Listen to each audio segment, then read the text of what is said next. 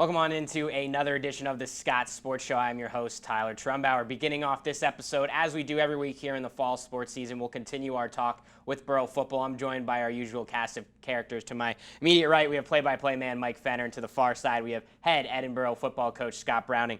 Coach, last week, man, what a shootout that game was. Back and forth, 37-30 loss to the California University of Pennsylvania Vulcans at Sox Harrison Stadium.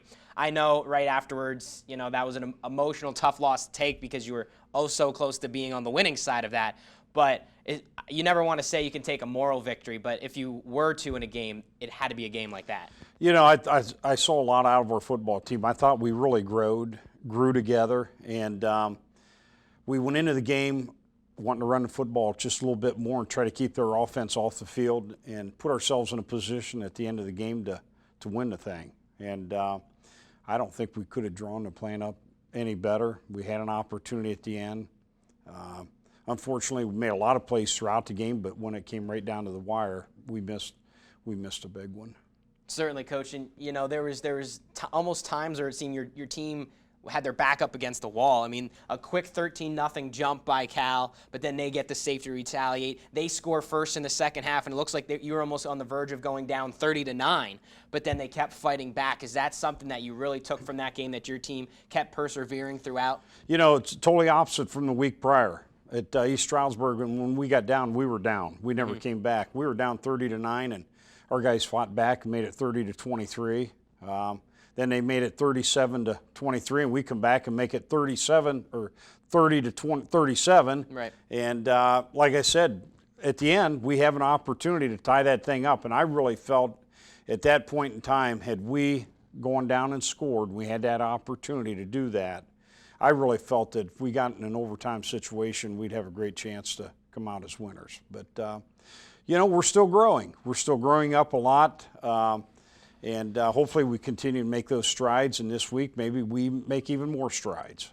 Coach, one big area in the first half was the effectiveness of the running game. We talked on Saturday about how that really opened up the passing attack. How beneficial was it not only to open up that passing attack in the second half, but having a few different guys getting involved between your quarterback and then a couple of running backs out there? I think it was critical. I think it was critical not only for our offense to throw the football, but I think it was critical because it kept our defense off the field, and it gave our defensive staff and our defensive players an opportunity to meet on the sideline and adjust plans, adjust what they were doing if need be.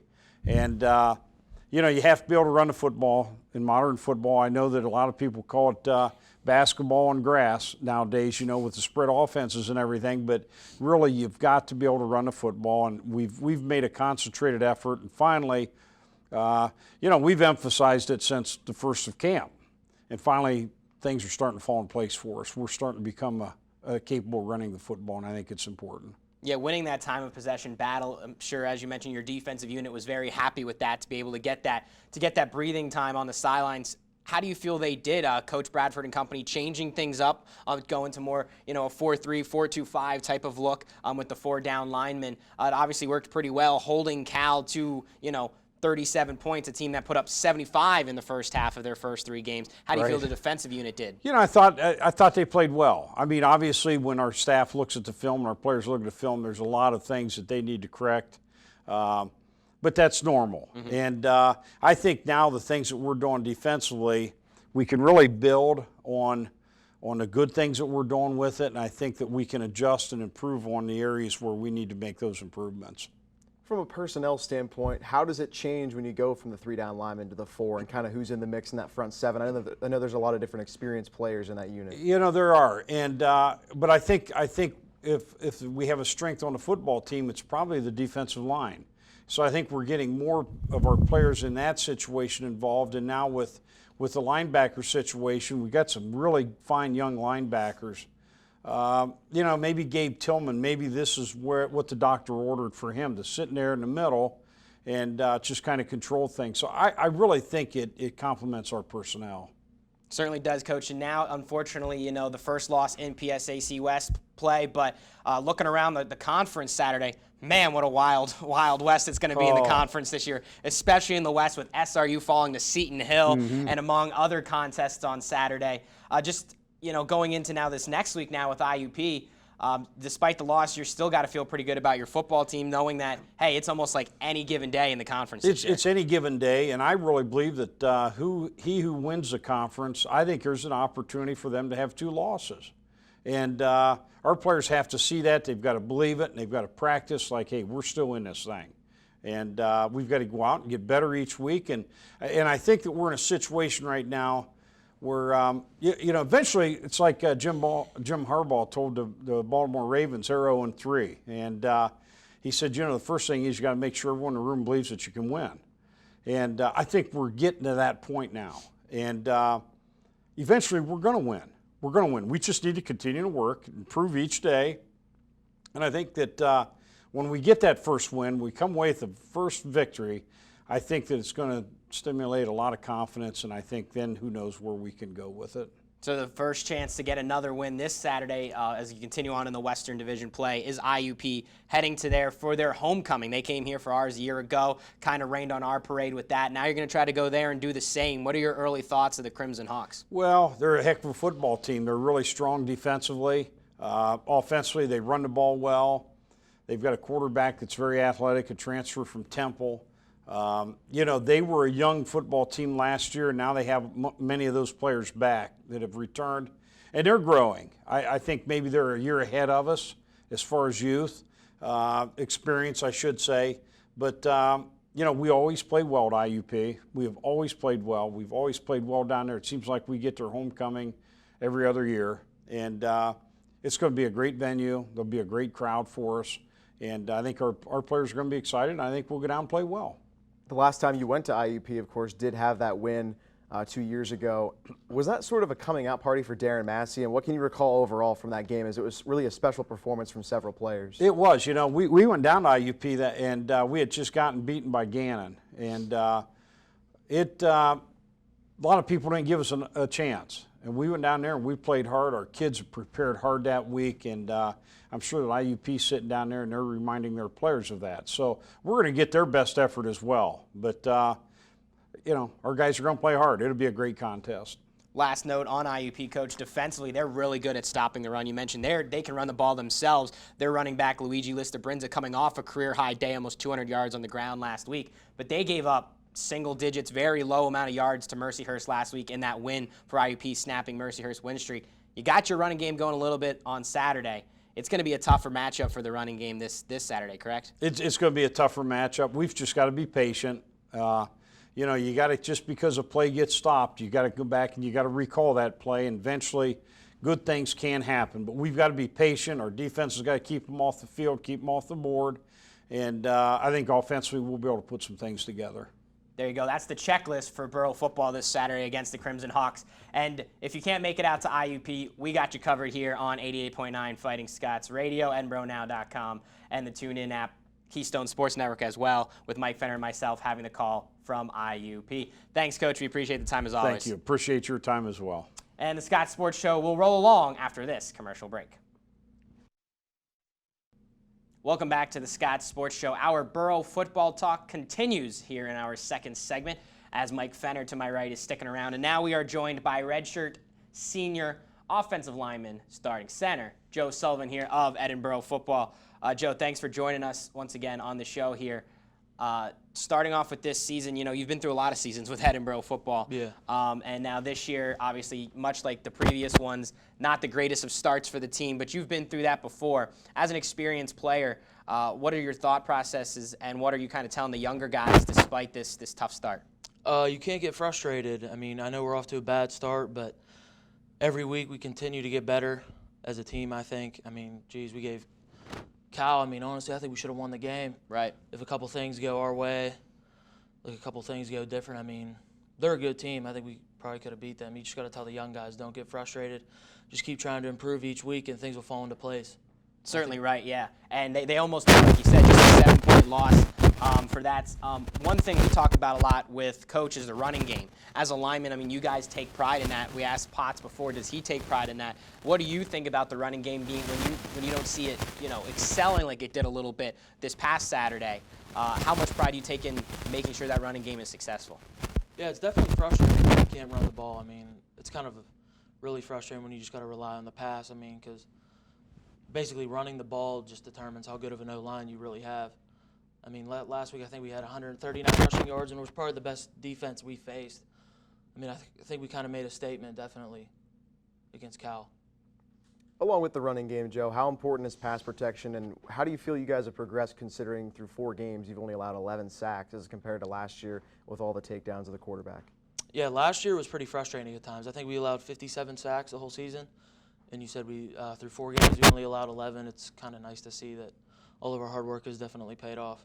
Yeah, obviously progression there individually on the offensive line. For yourself, how do you feel you've progressed? I mean, you've started from a red shirt, being a reserve offensive lineman, special teamer, working your way up, and now you're there, starting the games, getting, down in and down out. You're the guy out there on the field. How does that feel for you individually, how you progress as a Fighting Scot? Last year was my first year starting as a Right. redshirt junior, so I felt kind of rusty because I really hadn't played since like 2010. I think it's almost been 4 years, so I think having a year under my belt definitely has helped me out a lot, and definitely playing last season really helped me out. What was the biggest off-season change or, improvement you needed to make going into this season, knowing that you finally got that 1 year under your belt, so you kind of have that knowledge and that experience? Yeah. What was that one big thing you worked on in the off-season? Just my strength, and probably I just wanted to add a little weight, like try to get a little bigger, and I think it definitely helped. How important is it to have a guy like Jake with such experience on the right side of the line, and then kind of what are the other guys like on that front 5? Because we've seen a lot of consistency with that group so far this year. Yeah, it's definitely nice having guys who've played together. I think we all played all 11 games last year, and it's great having a guy like Jake. I mean, he started 30-plus games. I mean, I think he started since his redshirt freshman year. He brings a lot of experience to the team, and it's nice having a guy like that on the line. Looking forward to this season. We were just talking with Coach Browning about how this Western Division is just up for grabs still. I mean, obviously only week 1 of divisional play, but a lot of upsets happening. Coach saying maybe even 2 losses still wins the conference, or at least the division. How do you feel, that you guys are still in this regardless of what the records are showing? Yeah, I mean, in the PSAC, anybody can beat anybody. I mean, there's never a game that you don't have to show up. You got to show up every Saturday because anybody can beat you. As a member of this senior class that's kind of worked your way up and been through everything, there's very few seniors that are seniors with you. I mean, last year was a little bit larger of a senior class. This year, not so much. Coming up with those other seniors, what's that been like? I mean, obviously Shansky now being out this year, but I mean, what was it like growing up in Edinboro in the program with those other guys? I mean, yeah, we've been through a lot, been through some tough times, been through some rough seasons. All of us have stuck together and kept pushing. I mean, I think we're due for a couple wins here. Joe, what can you say about the addition of Coach Corey on the offensive line? What does he bring to this group, and how has he tried to make things different and really improve the entire and bolster the offensive line? It's definitely helped during game time. Coming and talking to the sidelines, like getting out the whiteboard, drawing up like stunts, and what they're doing. It really helps us out a lot. Coach Browning is always busy on the sidelines.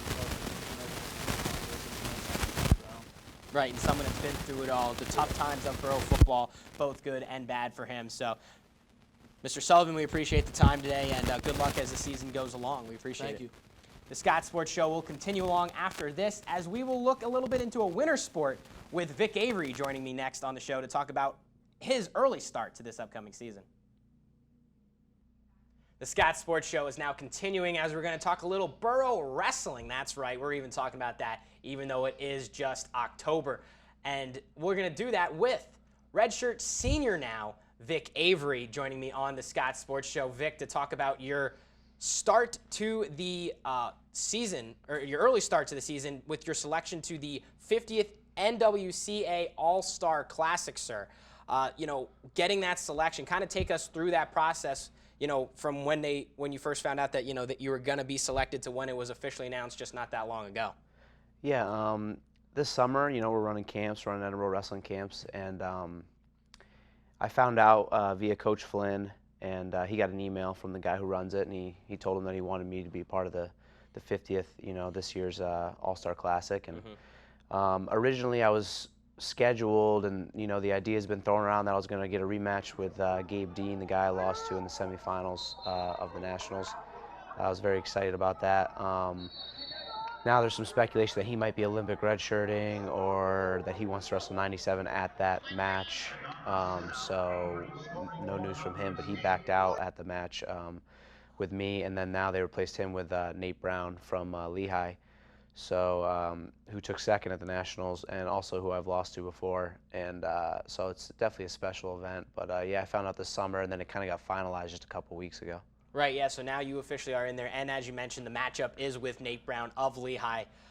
Continuing on into that, you just continue the tradition of Boro being represented in this event. Of course, last year, Mitchell Port and AJ Shop both were selected, only AJ being able to compete in it with Logan being scratched from the match with Mitchell. So, what's it like to continue to have another Fighting Scot represented on the national stage in the All-Star Classic?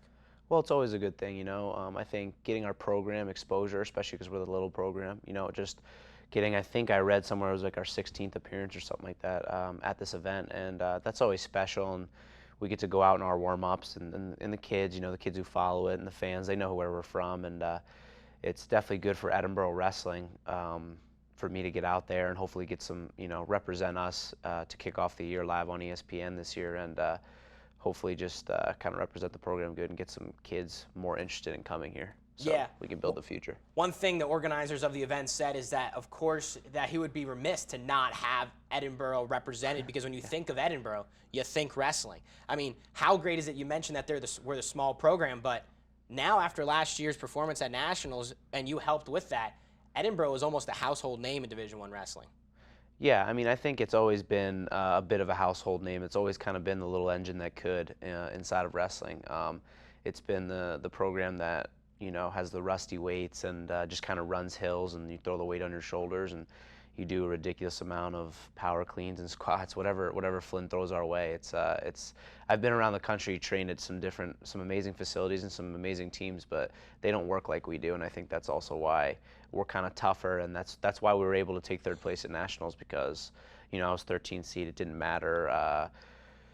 AJ Shop loses first round. He's tough enough to wrestle 7 back. Dave Habit has the returning champ in the semis. Doesn't matter. It's just when you train like that all the time, it doesn't matter. And we always end up showing up when the lights are on, which is why I think we're the household name now.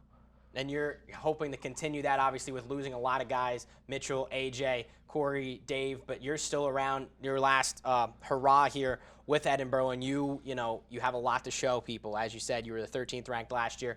Surprised a lot of people outside of Edinboro getting that far in Nationals and then falling just short to Gabe Dean. I mean, now that you said you were potentially could have faced Gabe Dean, not doing that, but now you're getting Brown. How important is it to have this classic and being able to face a guy that you lost to before, to start off your last year, to maybe just show the world, but hey, I'm Vic Avery. I was originally 13th, but don't expect that from me anymore. I'm here now. I'm top. Yeah, I mean, I think after last year's performance, people know where I'm at and what I'm capable of. I believe last year, even at the Nationals, I was performing at about 80% of my capability in terms of my potential. I realized throughout the tournament that my opponent's strategy was to slow me down, and I never really knew that was their strategy. And when you start learning that, you start realizing that you're the threat at the weight class. You're the guy who can score points, and that's something that I kind of realized this summer training with world champion Kyle Snyder and world team member Jake Herbert. I went out there and trained at the Olympic Training Center, and it was an amazing experience, and you kind of learn how good you are. And then the Classic is just a great opportunity for wrestling. It's a great opportunity for Edinboro, and it's a great opportunity for me to showcase the level that I plan on being at this year, which is not just winning the Nationals, but hopefully dominating the way to the title, which is my plan. There you go. That's Vic's plan for the upcoming season, which will get underway for him on November 1st in the NWCA All-Star Classic, the 50th event that they have held thus far. Vic will be represented at 184 pounds against Nate Brown of Lehigh, which, as he said, will be on ESPN. So, Vic, appreciate the time. Good luck, and, wrestling season will be here before we know it. Absolutely. Thank you. Appreciate it. The Scott Sports Show will continue along after this, as we will touch base with the Edinboro tennis program. Stay tuned. The Edinboro tennis teams mostly take care of business in the spring, but they do a little business in the fall as well, with some PSAC individuals and singles and doubles championships, and also the regional individual championships, which the men's team just finished up last weekend in Erie, which is why I'm now joined by head Edinboro tennis coach Lee Underwood here on the Scots Sports Show. Coach, the men just competed in the regionals. The women did the weekend before. This past weekend, Vitor Albany is making it all the way to the finals, after just winning the singles title in the conference a couple weekends before. What do you make of his performance this past weekend? Well, I thought he played pretty well. The guy he played in the finals, he's beaten before. I beat him last spring, 7-5, 6-3. The guy served phenomenal. I mean, I'm talking bombs. It would take that effort to beat him, and that's exactly what happened. He served well the entire tournament, and it was played indoors. It was a tough task for us. And I thought we played really well, but with that guy holding serve like that, it made it tough. Certainly did. What about some other guys in the tournament? Anybody that their performances surprised you, or what did you feel about your other Fighting Scots competing? Well, we had a chance to be in the doubles finals, and we were actually served for the match 7-5 in the semifinals, and we didn't hold serve. And so we ended up losing 9-7 in a pro set. That really hurt. It was with Vitor Albanese and Kevin Mboko, a freshman from Ontario, Canada. But I think Alexander Anderson in the B draw did really well.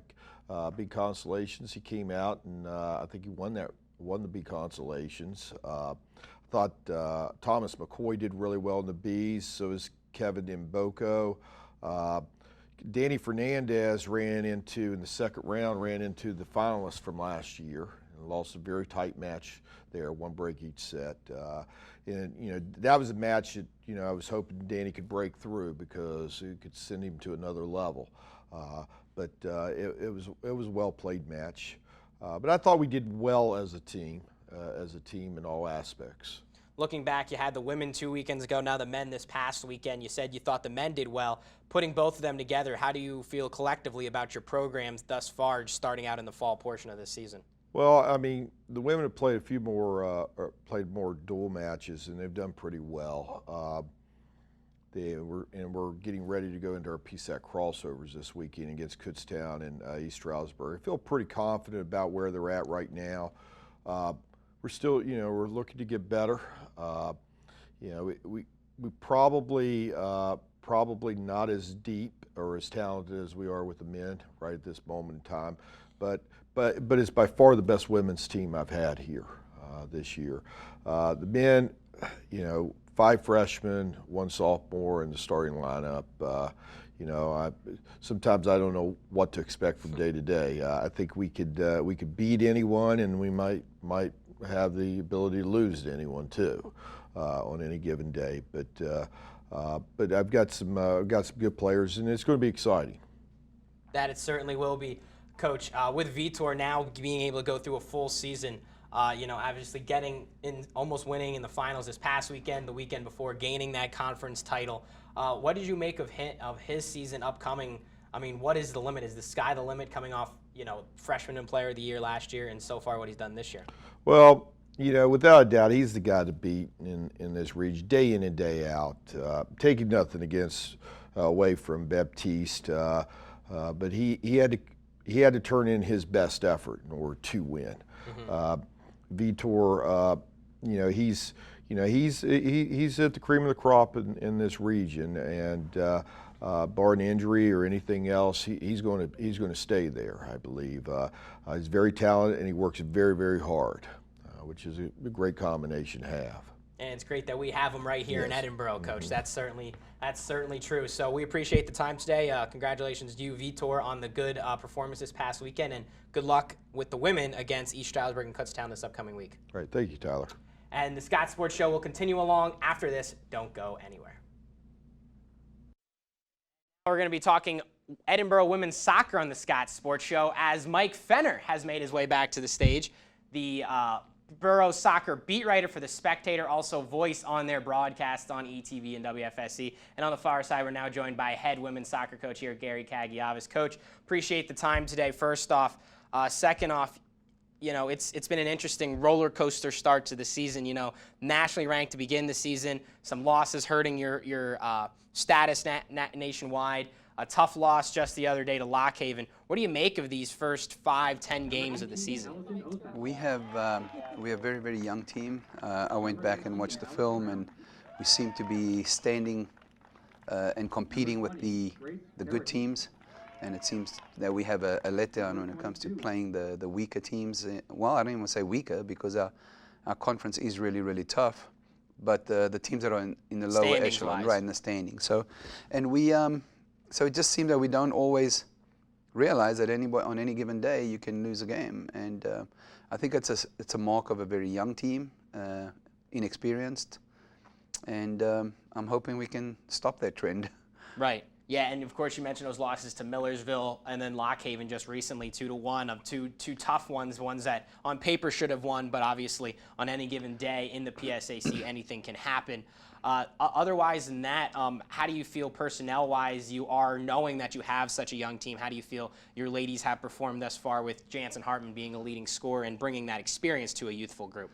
You keep trying to reinforce, that on any given day you're going to lose, and the way the conference is and the league is. But we do have some solid leadership. And you mentioned Jansen and Riley and Kayla and Shannon are all captains, and they try and they explain to the freshmen and sophomores what's going to happen and how they should be understanding of about every game. And I think they're trying to do their best. I think by the time October comes around, I'm hoping that we'll be in a better position, understanding that every game matters.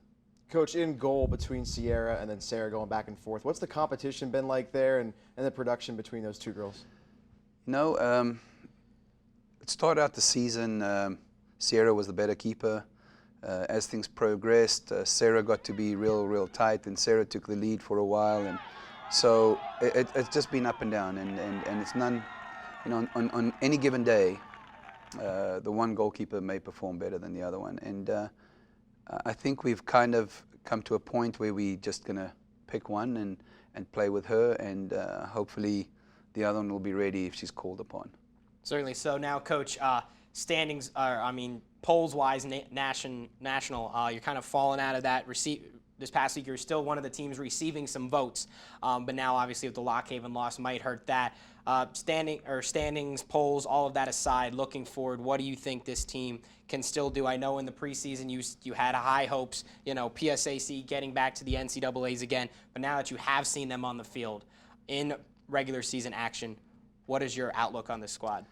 I think this team is as good as any we've had. I think we are solid in every position. I think depth-wise we have a couple of positions that we are a bit suspect in, but I think we're solid everywhere. The only thing I can tell you, that my best thought is that when it comes to big games, we seem to be stepping up and we seem to be playing better, and that's kind of the key for the NCAA. And because I don't know if you know, one of the columns is results against nationally ranked opponents, and we seem to be holding our own there.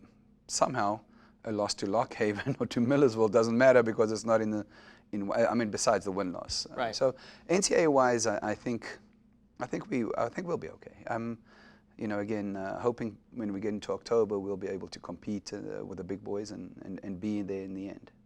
Coach, how important is a player like Ashley Mutkus, and referring back to one of those big wins regionally and in the NCAA against Notre Dame College of Ohio, really performed well in that contest. How important has she been so far this season, and then moving forward the rest of the year?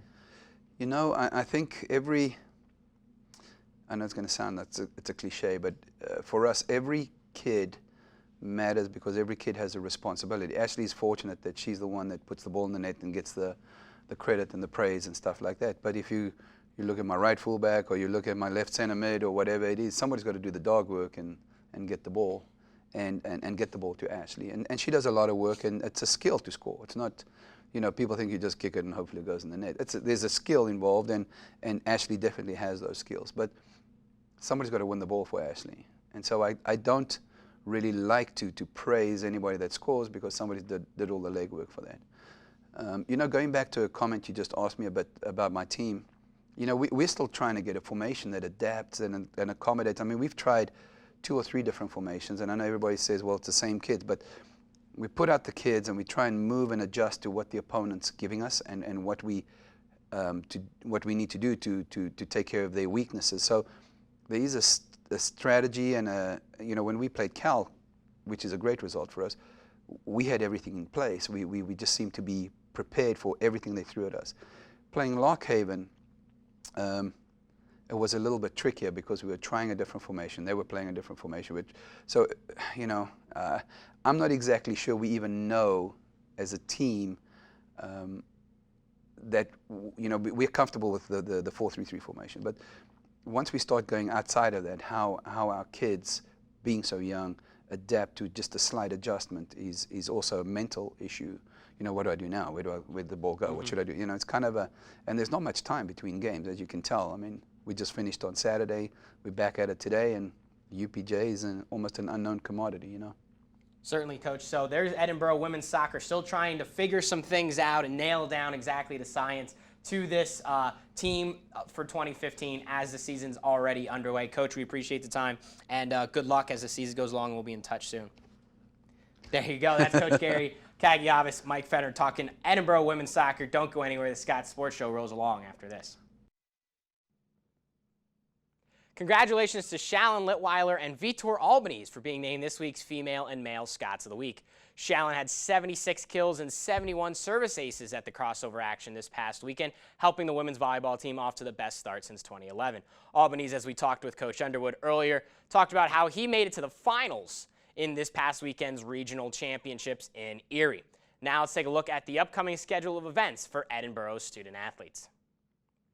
Busy Friday and Saturday. Friday, women's tennis going to the crossover action, as Underwood alluded to. Women's volleyball home Friday and Saturday, 7 o'clock and 3 o'clock. On Saturday as well, we have cross country in Louisville and the football team on the road at IUP, which we talked to with Coach Browning about. Make sure to go out and support Edinboro student athletes.